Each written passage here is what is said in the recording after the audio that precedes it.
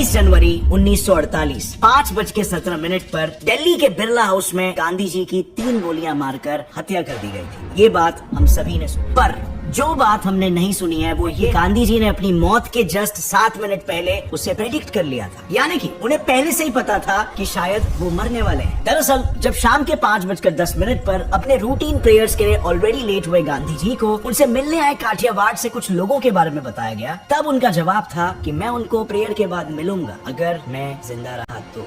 Isn't that very strange?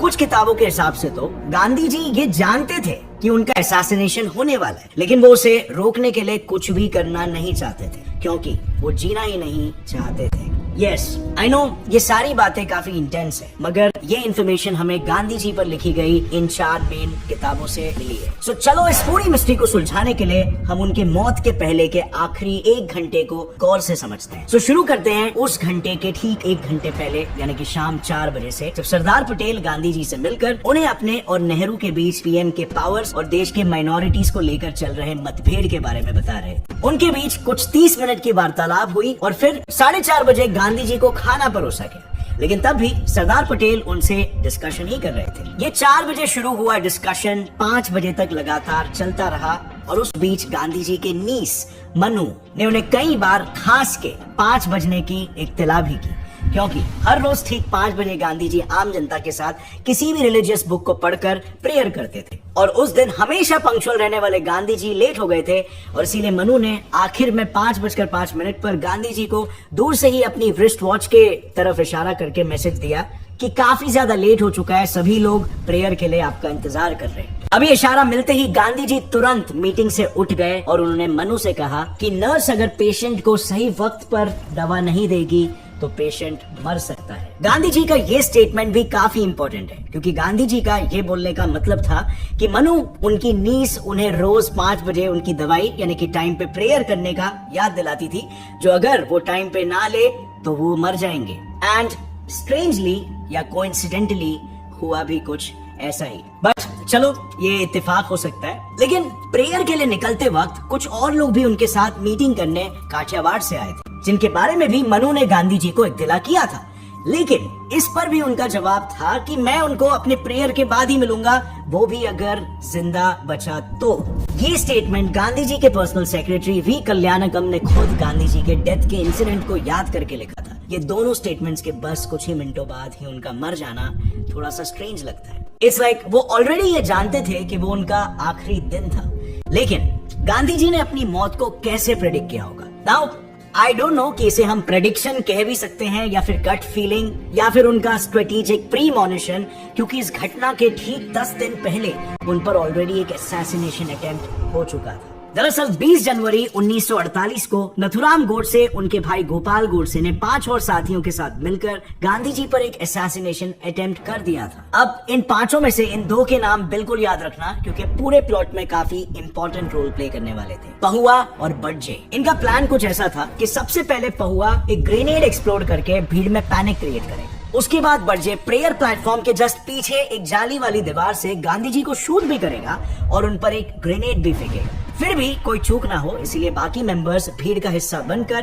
खड़े रहेंगे, ताकि अगर गांधी जी भागने की कोशिश करे तो चारों तरफ से अटैक किया जा सके। बट उनका ये प्लान फेल हो गया, क्योंकि फर्स्ट एक्सप्लोजन से कोई भगदड़ नहीं मची। बड़जे जो ने सबसे पहले शूट करने वाला था, उसे एकदम ऐन वक्त पर एक आंख वाला इंसान दिख गया। अब उसके हिसाब से ये एक बहुत ही बड़ा अपशगुन था और इसीलिए वो डर के बैकआउट कर दिया। और पहुआ जिसने पैनिक क्रिएट करने के लिए एक्सप्लोजन किया था, उसे जाहिर है लोगों ने पकड़कर पुलिस के हवाले कर दिया और बाकी बचे 6 लोग वहाँ से भाग गए। जब पुलिस ने पहुआ से पूछताछ की तो पहले तो उसने कुछ नहीं बताया, ना ही उसने किसी का नाम लिया, पर 22 जनवरी को उसने विष्णु करकरे का नाम बता दिया और पुलिस को ये इन्फॉर्मेशन दी कि उस अटैक में पार्टिसिपेट किए कुछ लोग दिल्ली के कनॉट प्लेस एरिया में मौजूद मरीना होटल में रह रहे थे और कुछ लोग हिंदू महासभा भवन में। अब ये पुलिस के लिए एक बहुत ही बड़ा लीड था। पहुआ के स्टेटमेंट पर पुलिस मरीना होटल तो गई और उन्हें उस होटल के अटेंडेंट से उन असैसिनेटर्स के हुलिया का भी एक अच्छा खासा अंदाजा मिल गया, लेकिन अफसोस इतने क्लोज होने के बावजूद भी पुलिस उन पर कोई एक्शन नहीं ले पाई। अब पहुआ के अरेस्ट होने की खबर सुनते ही उसके करीबी दोस्त जो मुंबई के एक प्रोफेसर थे जगदीश चंद्र जैन, वो काफी शॉक हो गए, क्योंकि कुछ टाइम पहले ही पहुआ ने उन्हें एक बार बातों बातों में कैजुअली गांधी जी का असैसिनेशन करने की बात की थी। ये इंसिडेंट बताने के लिए तभी प्रोफेसर जैन ने तुरंत इंडिया के होम मिनिस्टर सरदार पटेल को कॉल भी लगाया था, बट वो बिजी होने के कारण कॉल नहीं उठा पाए थे। उसके बाद जैन तब के बॉम्बे प्रोविंस के होम मिनिस्टर मोरारजी देसाई के पास भी गए, लेकिन इस आर्टिकल में ऐसा मेंशन है कि इस खबर से असैसिनेटर्स पर एक्शंस लेने के बजाय उन्होंने जैन को ही बोल के धमकाया कि आखिर तुम्हें इस बात की इतनी जानकारी कैसे है, कहीं इस असैसिनेशन अटेम्प्ट में पहुआ के साथ तुम भी शामिल तो नहीं। अब अगर ये किताब में सही लिखा है और वाकई में ऐसा हुआ भी, तो शायद अगर इस इन्फॉर्मेशन पर लीडर्स और पुलिस एक्टिवली एक्ट करते समय रहते तो गांधी जी के असैसिनेशन को रोका जा सकता था। लेकिन अनफॉर्चुनेटली सिचुएशंस ऐसे बने कि एक्शन नहीं ले पाया गया और पहले असैसिनेशन अटेम्प्ट के 6 दिनों बाद यानी कि 26 जनवरी 1948 को गोडसे और उनके साथियों ने ठाणे में वापस सेकेंड असैसिनेशन करने का प्लान बनाया, लेकिन इस बार एक चेंज के साथ। सिर्फ एक ही बंदा मिशन पर जाएगा, क्योंकि ज्यादा लोगों से पकड़े जाने का डर भी ज्यादा होता है, और इसीलिए अगले ही दिन गोडसे प्लान को अंजाम देने के लिए फ्लाइट लेकर दिल्ली के लिए रवाना हो गए। लेकिन काम को एफिशिएंटली पूरा करने के लिए उनको एक reliable gun the 9mm M1934 model Beretta revolver की जरूरत थी, जो उन्हें ग्वालियर से मिलने वाली थी। इस पिस्टल का इंडिया में मिलना काफी रेयर था, क्योंकि ये एक इटालियन मेड पिस्टल थी जो उस वक्त 4th ग्वालियर इन्फेंट्री या सिंपली ब्रिटिश आर्मी के कर्नल वीवी जोशी के पास थी। उनसे ये पिस्टल फिर गोडसे को ग्वालियर के सबसे बड़े आर्म्स डीलर जगदीश गोयल और ग्वालियर में जो हिंदू महासभा के हेड थे डॉक्टर परचूरे, इन दोनों ने अपने कनेक्शन से दिलाई थी। गोडसे ने उनसे ये पिस्टल उस वक्त 500 रुपए में खरीदी थी, मतलब आज के कंपैरिजन में ये अमाउंट लगभग 70 से 80 हजार रुपए के आसपास होगा। अब इतनी महंगी पिस्टल खरीदने का एक ही मेजर कारण था। बेरेटा M1934 को वर्ल्ड वॉर के समय की मोस्ट रिलायबल साइड आर्म कहा जाता था, क्योंकि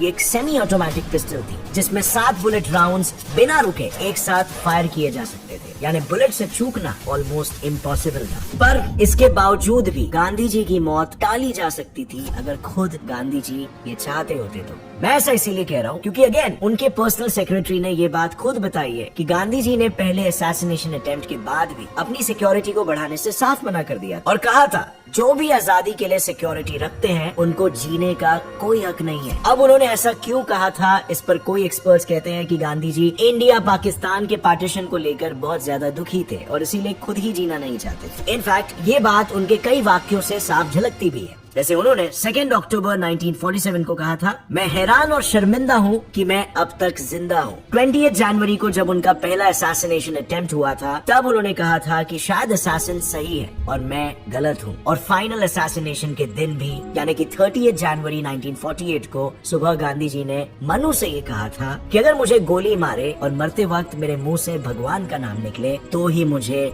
महात्मा बुलाना। लेकिन फ्रेंड्स, यहाँ पर इम्पोर्टेंट सवाल ये आ जाता है कि क्या सिर्फ गांधी जी के मना करने से उनकी सिक्योरिटी को हटवा देना क्या ये सही बात थी? पर इसीलिए मना करने के बावजूद भी पटेल और नेहरू ने करीब 30 पुलिस ऑफिसर्स को बिरला हाउस के एरिया में डिप्लॉय कर रखा था, लेकिन अनफॉर्चुनेटली गांधी जी ने उन्हें भी किसी विजिटर को चेक करने से मना कर दिया था। सो सिक्योरिटी ने इसी ऑर्डर को फॉलो किया। उन्होंने एक बार भी टाइट सिक्योरिटी मेंटेन करने का ट्राई नहीं किया और इसीलिए नाथुराम गोडसे आसानी से गन लेकर अंदर जा पाए और ठीक 5 बजे से वो गांधी जी के आने का इंतजार करने लगे। प्लान एकदम सिंपल था, भीड़ में एकदम सामने खड़े रहो और गांधी जी के आते ही उन्हें शूट किया। पर इनिशियली यहाँ पर भी एक दिक्कत आ गई थी। सरदार पटेल से मीटिंग के कारण गांधी जी लेट हो गए थे। इससे गोडसे को ऐसा लगा कि शायद सबको इस असैसिनेशन अटेम्प्ट की भनक लग चुकी है, पर उन्होंने फिर भी इंतजार किया और जब 17 मिनट बाद गांधी जी प्रेयर प्लेटफॉर्म की ओर आते हुए दिखाई दिए तब उन्हें देखते ही शायद गोडसे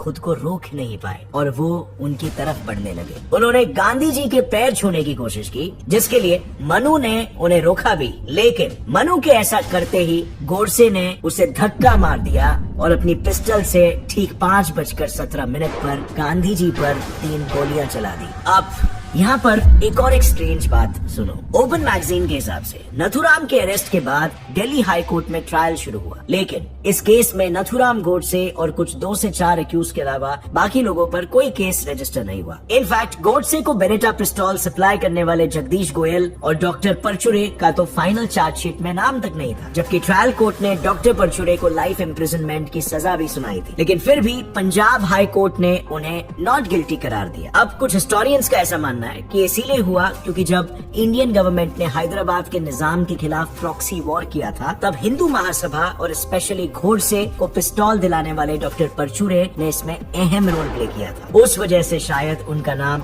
फाइनल चार्जशीट से हटा दिया गया था। तो ये थी फ्रेंड्स गांधी जी के डेथ की काफी उलझी हुई कहानी, जिसमें इस घटना के लिए आप कई किरदारों पर उंगली उठा सकते हो, गांधी जी पर भी। लेकिन आपके हिसाब से किसकी गलती थी? क्योंकि ये इतिहास का एक काफी अनसुना कह सकते हैं ऐसा रहस्य है। So comment down below. और अगर फ्रेंड्स इस वीडियो से आपको कुछ भी नया सीखने मिला, एक लाइक जरूर ठोको, चैनल को सब्सक्राइब कर लो और बेल नोटिफिकेशन दबा दो, क्योंकि ऐसे इंटरेस्टिंग और नॉलेजेबल वीडियोस आपको यहाँ पर देखने मिलेगा। As always friends, stay curious, keep learning and keep growing. जय हिंद।